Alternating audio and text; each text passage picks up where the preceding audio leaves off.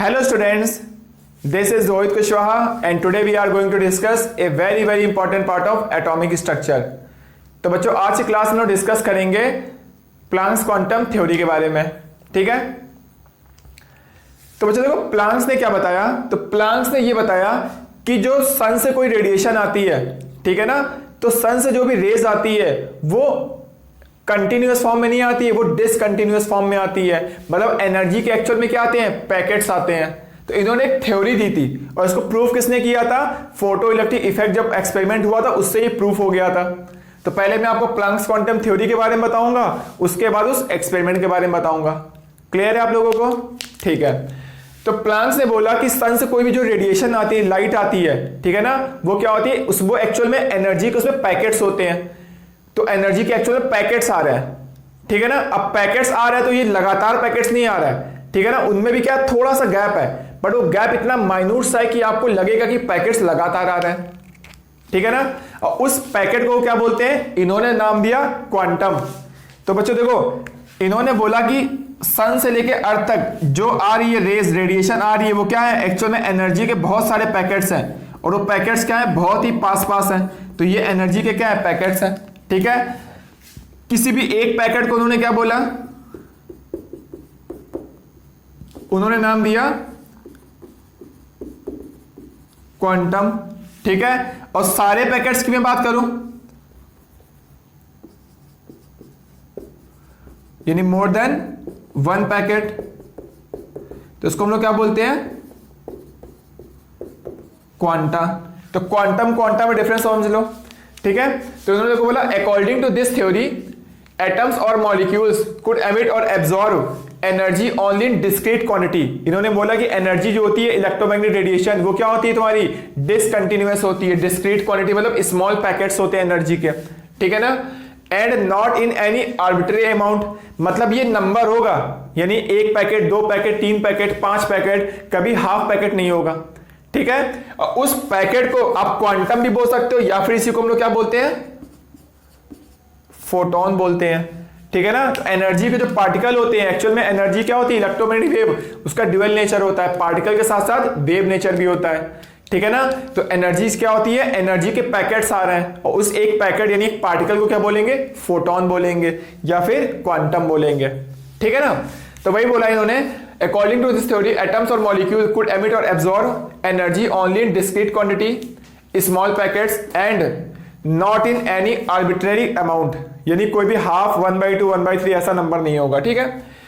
Planck, ये मैं spelling लिख दे रहा हूं सही से, Planck's gave the name quantum to the small quantity of energy that can be emitted by in the form of electromagnetic radiation.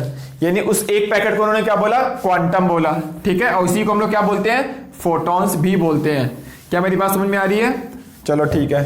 तो इन्होंने बच्चों बताया, तो जैसा कि हम लोग को पहले से पता था कि एनर्जी जो होती है वो डायरेक्टली प्रोपोर्शनल क्या होती है, फ्रीक्वेंसी होती है, और एनर्जी जो होती है, ठीक है, वो इनवर्सली प्रोपोर्शनल क्या होती है, वेवलेंथ होती है। तो ये दो बातें तो मुझे क्या थी, पहले से ही पता थी, ठीक है ना। तो इन्होंने बोला कि जो एनर्जी होती है, एनर्जी हम लोग कैलकुलेट कैसे करेंगे, तो energy equal to H into nu. यहां पे प्रोपोर्शनलिटी का साइन हटाओगे तो क्या होगा, प्रोपोर्शनलिटी कांस्टेंट आएगा, उसको इन्होंने क्या बोला, ये प्रोपोर्शनलिटी कांस्टेंट एच होगा। एच मींस देखो क्या होता है, मैं बता दे रहा हूं, ये एच को इन्होंने बोला, एच का नाम क्या है, प्लांक्स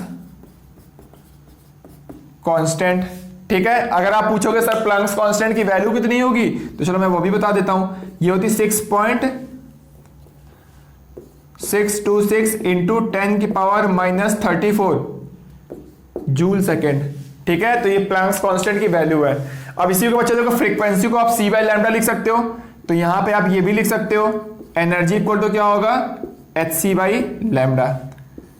तो बच्चों ये दो फॉर्मूले आपको याद रखने हैं। यानी उन्होंने बोला कि एक फोटोन की जो एनर्जी होगी वो कितनी होगी, h इंटू न्यू या फिर hc बाई लैम्डा भी आप इसको बोल सकते हो, ठीक है ना। तो पहले जल्दी से आप इस पार्ट को नोट कर लीजिए, उसके बाद मैं आगे का पार्ट डिस्कस करता हूं। तो मैं मान के चल रहा हूं कि आपने नोट कर लिया होगा इसको।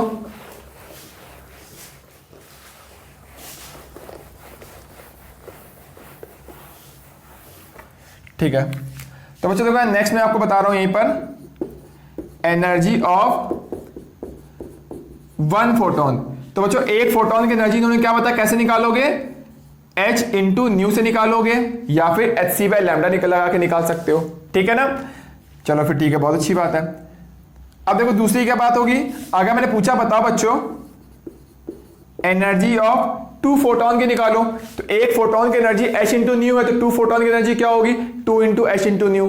थ्री फोटोन की एनर्जी क्या होगी, 3 इंटू h इंटू न्यू होगी। वैसे बच्चों देखो n फोटोन की एनर्जी क्या होगी, ये होगी n h इंटू न्यू, ठीक है। तो n मीन्स क्या हो जाएगा, n means number of protons, मैं लिख देता हूं n मीन्स क्या होगा, number of sorry photons, protons नहीं, ठीक है ना, नंबर ऑफ फोटॉन्स हो जाएगा। या आप इसी को बोल सकते हो नंबर ऑफ क्वांटम। क्लियर है, तो जल्दी से आप लोग इसको नोट कर लीजिए। तो इसी को हम लोग बोलते हैं प्लैंक्स क्वांटम थ्योरी। तो प्लैंक्स ने क्या बताया कि सन से जो लाइट आ रही है एक्चुअल वो क्या हो रही है, वो पार्टिकल फॉर्म में आ रही है। मतलब वो क्या होता है, उसमें एनर्जी के पैकेट्स आ रहे हैं, और एक पैकेट को क्या बोलेंगे, फोटॉन्स। और एक फोटॉन्स की एनर्जी कैसे निकालोगे, h इंटू न्यू से। यानी उस फोटॉन की अगर आपको फ्रीक्वेंसी पता है तो आप उसकी एनर्जी निकाल सकते हो, या उस फोटॉन की वेवलेंथ पता है तो भी आप एनर्जी निकाल सकते हो। क्लियर है, तो जल्दी से आप इसको नोट कर लीजिए।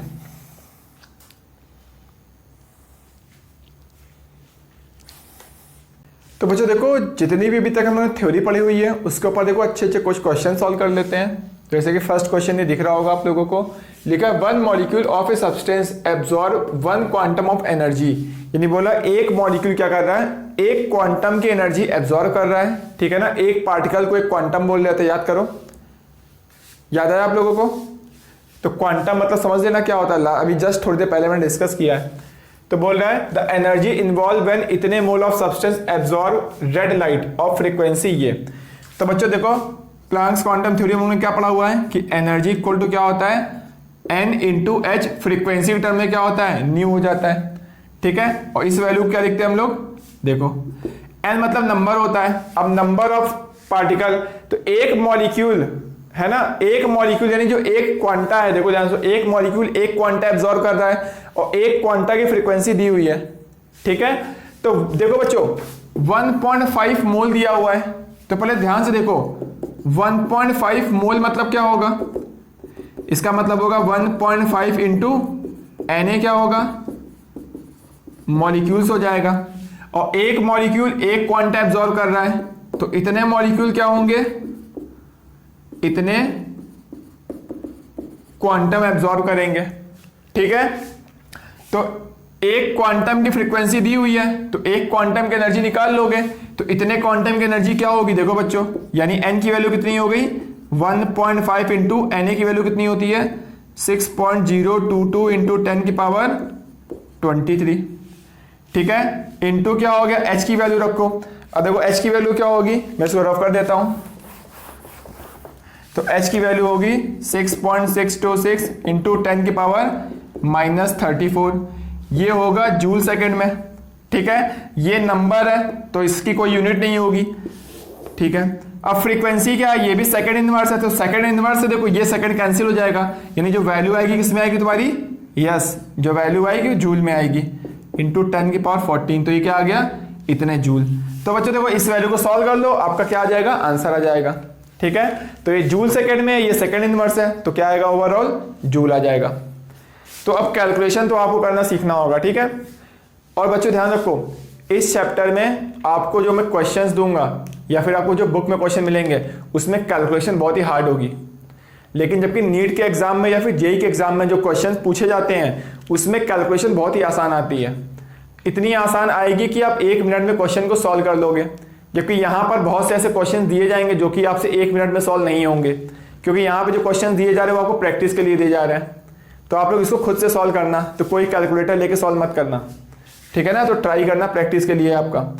और ऐसे क्वेश्चन का देखो 4 ऑप्शन दिए होंगे, तो ऑप्शन से मैच करना आसान होता है। इसमें करना क्या होता है, आप बस ये इसको छोड़ दो, इस 10 की पावर में देख लो, जो 10 की पावर से जो मैच कर जाएगा, तो यहाँ पे इनका देखो मल्टीप्लाई अप्रोक्सीमेट करके देख लेना और 10 की पावर बना लेना।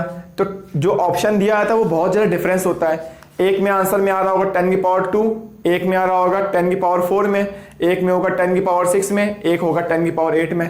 तो 10 की पावर में बहुत ज़्यादा डिफरेंस आ रहा होगा, तो उसके थ्रू क्या कर सकते हो आप, ऑप्शन में टिक कर सकते हो। तो इसमें ऐसा नहीं कि पूरा आपको सॉल्व करना पड़ेगा, ठीक है ना, इसमें पूरा सॉल्व भी नहीं करना पड़ेगा, उसके बाद भी आंसर आप गेस कर सकते हो इजीली, ठीक है ना। तो जल्दी से नोट करिए। तो यहाँ पे ऑप्शन नहीं दिया हुआ इसलिए मैं यहाँ पे बता नहीं रहा हूँ आपको। अगर मैं ऑप्शन लिखता तो मैं बिना सॉल्व किए, मतलब पूरा भी सॉल्व नहीं करता, डायरेक्ट मैं आंसर लिख सकता था।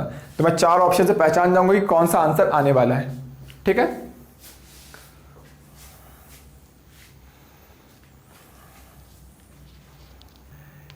तो बच्चों देखो, एक और अच्छा सा क्वेश्चन मैं लेकर आया हूं, उसको हम लोग सॉल्व करते हैं। तो जैसा कि आपको दिख रहा होगा यहाँ पर बोर्ड पे लिखा हुआ है, और मैं आपको एक बात और बता देना चाहता हूं कि मैं बहुत ही ज़्यादा सिंपल क्वेश्चन सॉल्व नहीं करूंगा, क्योंकि सिंपल क्वेश्चन तो आप लोग खुद सॉल्व कर लोगे, मैं थोड़े से कॉम्प्लेक्स क्वेश्चन सॉल्व करूंगा। तो आप लोग ध्यान से देखो, पहले मैं आपको समझाता हूँ क्वेश्चन बोल क्या रहा है। 3 एनर्जी लेवल दिए हुए हैं PQR, ठीक है। तो देखो बच्चों, मैं बना देता हूं कि ये क्या है, एनर्जी का मैं बता रहा हूं कि नीचे से ऊपर जाने पर एनर्जी क्या होगी, इंक्रीज करेगी। एनर्जी लेवल क्या है, PQR है, of a certain atom are such that, ये यानी सबसे ज्यादा एनर्जी किसकी है, आर की एनर्जी सबसे ज्यादा है, उससे कम एनर्जी किसकी है, क्यू की है, और सबसे लास्ट में क्या है, पी है। तो देखो जो ऊपर होगा सबसे ज्यादा क्या होगी, उसकी एनर्जी होगी। चलो फिर ठीक है। अब बोला λ1 λ2 λ3 क्या है, ये वेवलेंथ है, किसकी वेवलेंथ है, ट्रांजिशन आर से क्यू, इसकी वेवलेंथ λ1 है, आर से क्यू, ठीक है। क्यू से पी जब कोई आ रहा है तो इसकी वेवलेंथ क्या होगी, λ2 है, और आर से पी यानी इसकी वेवलेंथ कितनी है, λ3 है। तो बोला करेक्ट रिलेशनशिप बताओ क्या होगा λ1 λ2 एंड λ3 में। चलो फिर ठीक है बच्चों, अगर आप ध्यान से देखो, बोला है Q से R से Q, ये बोला है, ठीक है, इसका बोला है λ1 है। अब ध्यान से देखो, ये बोल रहा है ये λ2 है, और R से P ये बोल रहा है इसकी जो वेवलेंथ है λ3 है। तो बच्चों लोग ध्यान से देखो, अगर मैं बात करूं ये वाला, मैं चलो मैं इसको 1 पॉइंट मान रहा हूं, इस वाले को पार्टिकल को 1 माना मैंने, इसको 2 माना, और इस क्वांटा को मैंने 3 माना। देखो अब बच्चों ध्यान से देखो, मैं बोल रहा हूं कि जो लैम्डा E3 की वैल्यू होगी वो E1 प्लस E2 के सम के बराबर होगी। क्यों, देखो कंजर्वेशन ऑफ एनर्जी आप लोग ने पढ़ा हुआ है, एनर्जी हमेशा क्या होती है, कंजर्व होती है। मतलब यहां से यहां तक कोई चीज अगर आ रही है, मतलब यहां से यहां जो एनर्जी डिफरेंस होगा, ये एक्चुअल में क्या है, E मतलब एनर्जी डिफरेंस ही तो दिया हुआ है, इसका डिफरेंस प्लस इसका डिफरेंस इक्वल टू इसका डिफरेंस, यही तो आएगा। तो मैंने बस वही लगा दिया, E3 इक्वल टू क्या होगा, E1 प्लस E2 होगा। अब देखो बच्चों, E3 क्या होगा, hc बाई λ3, ये E equal to hc by λ होता है ना, यस। ये क्या होगा, λ1 हो गया, और ये क्या हो जाएगा, ये λ2 हो गया। अब अगर आप ध्यान से देखोगे तो hc क्या हो गया, सब में कैंसिल हो चुका है।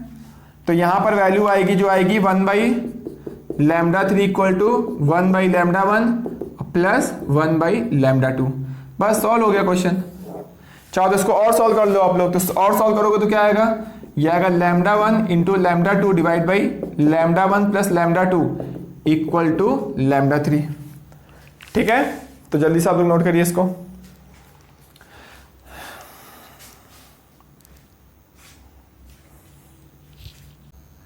तो बच्चों देखो, एक और अच्छा सा क्वेश्चन मैं लेकर आया हूं, जैसा कि आपको दिख रहा होगा बोर्ड पर, इसको हम लोग सॉल्व करते हैं।